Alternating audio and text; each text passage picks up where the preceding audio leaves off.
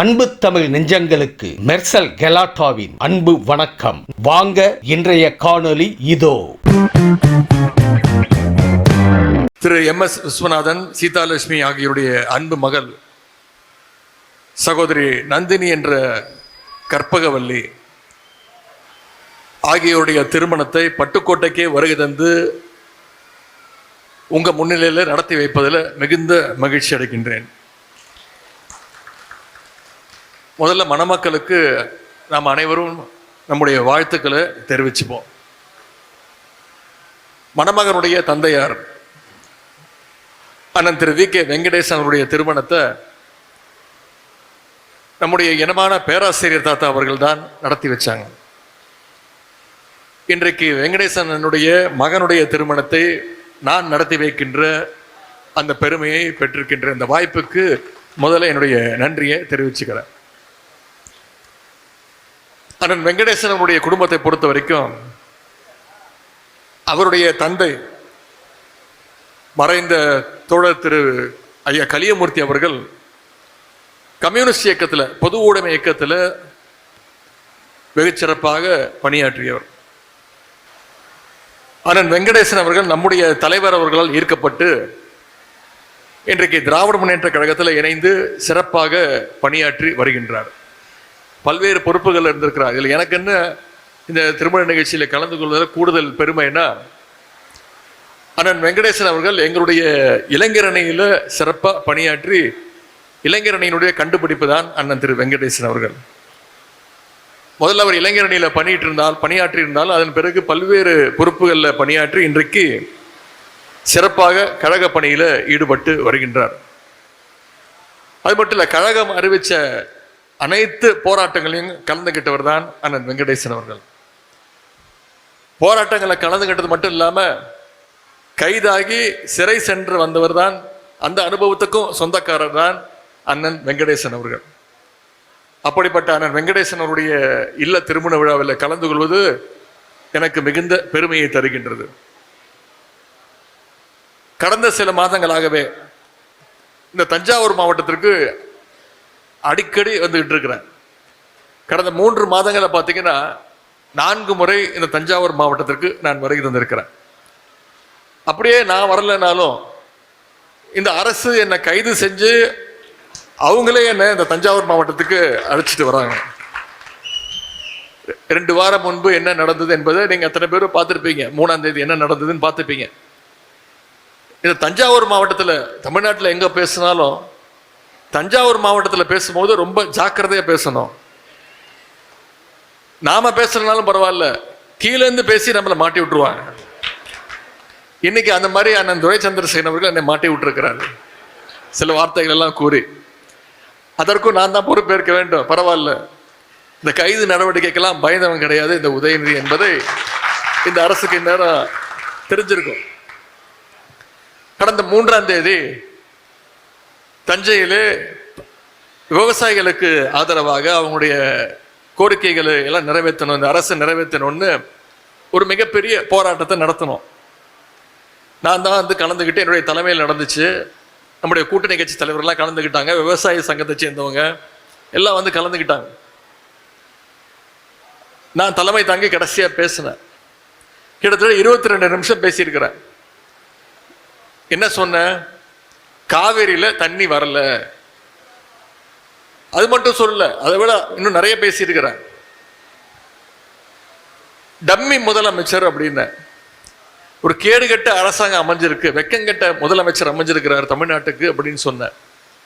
தேர்தல் வாக்குறுதி கொடுத்தீங்களே, அதெல்லாம் நீங்க செயல்படுத்துறதுக்கு உங்களுக்கு வக்கு இல்லை அப்படின்னு சொன்னேன். உடனே அதற்கெல்லாம் அவங்களுக்கு கோபம் வரல. காவேரியில் தண்ணி வரலன்னு சொன்னோன்னு கோபம் வந்துருச்சு. அதற்காக உடனே இரவோடு இரவாக இங்கேருந்து தஞ்சாவூர்லேருந்து காவல்துறையினெல்லாம் அமிச்சு அதிகாலையிலே என்னுடைய வீட்டுக்கு வந்துட்டாங்க. காலைல 8 மணிக்கெல்லாம் வந்துட்டாங்க. காவல்துறையினர் கைது பண்ணாங்க. காவல்துறையினர் என்னை கைது பண்ணி தஞ்சாவூருக்கு அழைச்சிட்டு வராங்கன்னு தெரிஞ்சதுமே டெல்டாவில் இருக்கக்கூடிய அனைத்து உடன்பிறப்புகளும் நீங்க தஞ்சையில் ஒன்று கூடிட்டீங்க. அதனால தஞ்சாவூர் போனால் நிச்சயம் நம்மளால சமாளிக்க முடியாதுன்னு அண்ணன் துரை சந்திரசேகரன் அவர் சொன்னாங்க பார்த்தீங்களா. காவல்துறையினர் வண்டியை செங்கிப்பட்டி ஸ்டேஷனுக்கு திருப்பிட்டாங்க. அது மட்டும் இல்லை, நீதிமன்றத்தில் இந்த அரசு போய் மன்னிப்பு கேட்டுச்சு. என்ன சொன்னாங்க, நாங்கள் அவரை கைதெல்லாம் பண்ணலைங்க, விசாரிச்சுட்டு விட்டுருவோம் அப்படின்னு பல்ட்டி அடிச்சாங்க. நம்முடைய வழக்கறிஞர்கள் நீதிமன்றம் போய் கைது பண்ணக்கூடாதுன்னு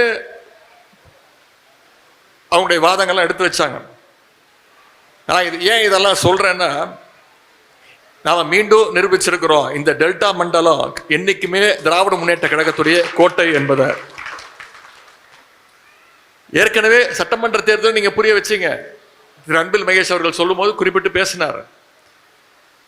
டெல்டா மாவட்டங்கள்ல இருக்கக்கூடிய சுமார் 30 தொகுதிகள்ல வெறும் 4 சீட் மட்டும்தான், 4 தொகுதிகள் மட்டும்தான் இன்றைக்கு இருக்கக்கூடிய ஆளுங்கட்சி ஜெயிச்சிருக்கிறாங்க. இந்த புதிய அரசு அமைஞ்சதிலிருந்து கடந்த 104 நாட்களாக 105 நாட்களாக இந்த அரசால அதிகம் பாதிக்கப்பட்டது யாருன்னு பார்த்தீங்கன்னா விவசாய பெருங்குடி மக்கள் தான். அதற்கு ஒரு சின்ன உதாரணம், இதற்கு முன்பு இருந்த நம்முடைய திராவிட மாடல் அரசு, நம்முடைய தலைவர் அவர்கள் முதலமைச்சராக இருக்கும்போது கடந்த 5 வருஷம் மேட்டூர் அணையிலிருந்து சரியா ஜூன் 12ஆம் தேதி அன்னைக்கு தண்ணி திறந்து விட்டுருவார். இன்னும் சொல்ல போனா சில வருடங்கள் அந்த தேதிக்கு முன்பாகவே தண்ணீரை நம்முடைய தலைவர் அவர்கள் திறந்து விட்டுருக்கிறாங்க. ஆனா இவங்க ஆட்சிக்கு வந்து இன்னைக்கு என்ன நிலைமை, ஜூன் மாசம் முடிஞ்சு, ஜூலை மாசம் முடிஞ்சு, இப்ப ஆகஸ்ட் மாசம் முடிய போகுது. இது வரைக்கும் மேட்டூர்ல இருந்து தண்ணி திறந்து விடல, காவேரியில தண்ணி இல்லை. டெல்டா பகுதியில் குறுவை சாகுபடி மொத்தமா இன்னைக்கு பாதிக்கப்பட்டிருக்கு.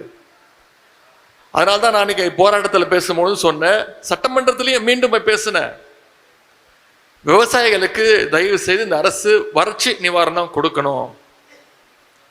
அதற்கு இந்த முதலமைச்சர் தான் பதில் சொன்னாரா? பதில் சொல்றேன்னு சொல்லி ஏற்கனவே சிறப்பு தொகுப்பு கொடுத்துட்டோம் அப்படின்னாரு. நான் சொன்னேன், தயவுசெய்து முதலமைச்சர் அவர்களே, சிறப்பு தொகுப்புக்கும் வறட்சி நிவாரணத்துக்கும் வித்தியாசம் இருக்கு, முதல்ல தெரிஞ்சுக்கிட்டு பேசுங்க அப்படின்னு அவையில சொன்னேன். இன்னைக்கு விவசாயிகளுக்கு வறட்சி நிவாரணம் கொடுக்க அரசு கிட்ட நிதி இல்லைன்ட்டாங்க. ஆனா என்ன பண்ணிருக்கிறாங்க, ஆளுங்கட்சி இருக்கக்கூடிய சட்டமன்ற உறுப்பினர்களுக்கு கார் வாங்கி கொடுக்கறதுக்கு இந்த அரசு முடிவு பண்ணிருக்கு. அதற்கு எங்கேருந்து வந்தது இப்போ நிதி? விவசாயிகளுக்கு தேர்தல் வாக்குறுதியில சொன்ன மாதிரி அவங்களுடைய கடன்களை எல்லாம் தள்ளுபடி செய்வதற்கு நிதி இல்லைன்னு சொல்லிட்டாரு முதலமைச்சர். ஆனா இன்னைக்கு ஆளுங்கட்சியில் இருக்கக்கூடிய சட்டமன்ற உறுப்பினர்களுக்கெல்லாம் கார் வாங்கி தரேன்னு இன்னைக்கு முதலமைச்சர் ஒரு அறிவிப்பு வெளியிடுறார். நம்முடைய தலைவர் தெளிவா சொல்லிட்டார், நான் இங்க சபையில பதிவு செஞ்சிருக்கிறேன், திராவிட முன்னேற்ற கழக சட்டமன்ற உறுப்பினர்கள் எங்களுக்கு யாருக்கும் கார் தேவையில்லை, இந்த அரசு கொடுக்கக்கூடிய அந்த வாகனம் தேவையில்லை, முதல்ல நீங்க விவசாயிகளுடைய பிரச்சனையை தீர்த்து வைங்க அப்படின்னு சபையில சொல்லிட்டேன். அதுக்கும் சண்டைக்கு வராங்க. அது எப்படி நீங்க வேண்டாம்னு சொல்லலாம்?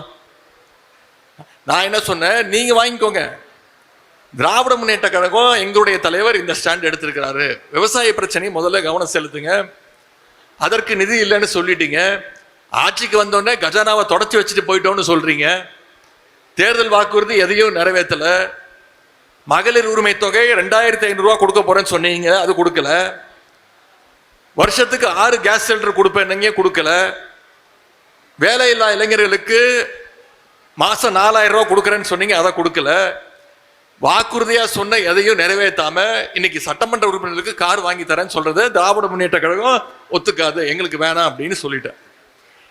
இன்னைக்கு சட்டமன்றத்தில் நடக்கிறத நீங்க அத்தனை பேரும் தொலைக்காட்சியில நேரலையில பார்த்துக்கிட்டு இருக்கீங்க. இந்த ஆளுங்கட்சியினர் இன்னைக்கு ஒவ்வொரு நாளும் என்னென்ன கூத்தெல்லாம் அடிச்சுக்கிட்டு இருக்காங்கிறத நீங்க லைவ்ல பார்த்துக்கிட்டு இருக்கீங்க. நான் இன்னைக்கு சபையிலே பேசுனேன், நாங்களாம் சட்டமன்றத்துக்கு தான் வரோமா இல்ல சூப்பர் சிங்கர் நிகழ்ச்சிக்கு வந்திருக்கோமா அப்படின்னு எங்களுக்கே சந்தேகம் வந்துடுது. ஏன்னா முன்னாடி சபையில பேசுவாங்க, கேள்வி கேட்பாங்க, அதற்கு பதில் சொல்லுவாங்க, கேள்வி கேட்டா பதில் சொல்லலாம், பாட்டு பாடினா நான் எப்படி பாட்டு பாட முடியும்? இப்படி அப்படி ஒரு கேடுகட்ட ஆட்சி இன்னைக்கு நடந்துகிட்டு இருக்கு. சட்டமன்றத்தில் மக்கள் பிரச்சனை, விவசாயிகள் பிரச்சனை, சட்டம் ஒழுங்கு பிரச்சனை, இதை பத்திலாம் பேசலான்னு நாங்கெல்லாம் குறிப்பெல்லாம் எடுத்துக்கிட்டு போறோம். ஆனா நாங்க கேட்கக்கூடிய எந்த கேள்விக்கும் முதலமைச்சர் எந்திரிச்சு பதில் சொல்றது கிடையாது. நீங்க பாத்துக்கிட்டு இருக்கீங்க, தொலைக்காட்சியில பார்த்திருப்பீங்க. ஒரு 4 அமைச்சர்கள் 3 அமைச்சர்கள் தான் இருக்கிறாங்க. அனைத்து கேள்விகளுக்கும் அந்த 3 அமைச்சர்கள் தான் எந்திரிச்சு பதில் சொல்றாங்க. அதுவும் நாங்க கேட்கக்கூடிய கேள்விக்கான பதில் கிடையாது. அனைத்தையும் திசை திருப்புற மாதிரி டைவர்ஷன் டாக்டிக்ஸ், அவ்வளவுதான். உதாரணத்திற்கு அன்னைக்கு திரு செந்தில் பாலாஜி அவர்கள் மின்சாரத்துறையில மானிய கோரிக்கையில பேசிட்டு இருக்கிறார். என்ன கேட்கிறாரு? கரண்ட் பில்லு அதிகமாயிடுச்சு, இந்த 3 மாதங்கள் அதிகமாயிடுச்சு, ரீடிங் சரியா எடுக்க மாட்டேங்கிறாங்க. இதுதான் அவர் கேட்ட கேள்வி. ஆனா அமைச்சர், சம்பந்தப்பட்ட துறையினுடைய அமைச்சர் அதற்கு பதில் சொல்ல வக்கில்லாம அந்த பிரச்சனையை திசை திருப்புற மாதிரி ஒரு பதில். இதை தொடர்ந்து இந்த அரசு செஞ்சுக்கிட்டு இருக்கு. அமைச்சர் பெருமக்கள், ஆளுங்கட்சியுடைய சட்டமன்ற உறுப்பினர்கள் மக்கள் பிரச்சனை பேசுவதற்கு வரல. அவங்களுக்கு தேவையெல்லாம் அன்னைக்கு ஒரு 4 ரீல்ஸ். இவங்க சர்க்கார் நடத்துறாங்களா இல்ல சர்க்கஸ் கம்பெனி நடத்துறாங்களான்னு கேட்கிற அளவுக்கு தான் இன்னைக்கு அரசினுடைய பர்ஃபார்மன்ஸ் இருக்கு. இதையே கொஞ்சம் ரிவைண்ட் பண்ணி பாருங்க. போன 5 வருஷம் நம்முடைய கழக தலைவர் அவர்கள் இந்தியாவிலே நம்பர் 1 ஸ்டேட்டாக நம்முடைய தமிழ்நாட்டை கொண்டு வந்தாங்க. 11.19% வளர்ச்சியோடு இந்தியாவில் டெவலப்பிங் ஸ்டேட்ல நம்பர் 1 ஸ்டேட்டாக தமிழ்நாடு இருந்தது. இன்னைக்கு அதை கொண்டு போய் பாதாளத்தில் தள்ளிட்டாங்க. இன்றைக்கு இந்த அரசாங்கம் ஒரு டம்மி அரசாங்கமாக தமிழ்நாட்டுடைய வளர்ச்சியை பின்னாடி இழுத்துட்டு போயிட்டு இருக்கிறாங்க, தள்ளிட்டு இருக்கிறாங்க. தமிழ்நாட்டில் நடக்கிற எந்த பிரச்சனை பற்றியும் இன்று இருக்கக்கூடிய முதலமைச்சருக்கு கவலை கிடையாது. இதையெல்லாம் இன்னைக்கு மக்கள் பார்த்து இப்போதான் உணர ஆரம்பிச்சிருக்கிறாங்க. எனவே விரைவில் இந்த ஆட்சியாளருடைய ஆணவத்திற்கும் கோமாளித்தனத்திற்கும் மக்கள் ஒரு சரியான பாடத்தை புகட்டுவாங்கன்னு சொல்லி உங்க அத்தனை பேர் சார்பாக மணமக்களை மீண்டும் வாழ்த்தி, மணமக்களுக்கு ஒரு வேண்டுகோள். மணமக்கள் இருவருமே நன்கு படித்தவர்கள், அதிக அட்வைஸ் பண்ண தேவையில்லை, MBA படிச்சிருக்கிறாங்க. அவங்களுக்கு ஒரே ஒரு வேண்டுகோள், அவங்களுக்கு பிறக்கக்கூடிய குழந்தை அது ஆண் குழந்தையாக இருந்தாலும் சரி, பெண் குழந்தையாக இருந்தாலும் சரி, அதற்கு ஒரு அழகான ஒரு தமிழ் பெயரை அவங்க சூட்ட வேண்டும் என்று கூறிக்கொண்டு, மணமக்களுக்கு மீண்டும் ஒரு முறை உங்க அத்தனை பேரின் சார்பாக என்னுடைய வாழ்த்துக்களை தெரிவித்து விடைபெறுகின்றேன். நன்றி, வணக்கம்.